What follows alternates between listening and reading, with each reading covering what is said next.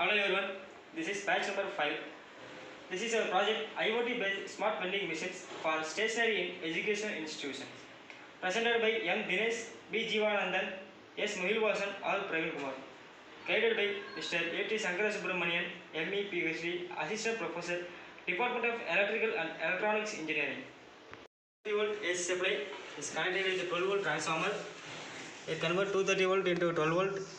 Then the rectifier is connected with the transformer. It converts AC supply to DC supply. The Arduino UNO board is connected with the rectifier. The program is already coded.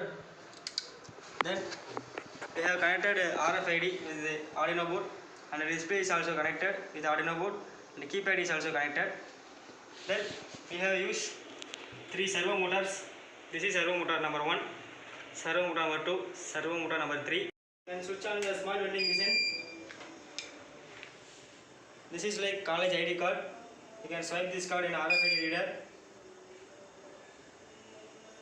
In this vending machine, pen, rubber and pencil available. You can select the product. Now you can choose the quantity of product. This is like credit card. You can swipe this card in RFID reader.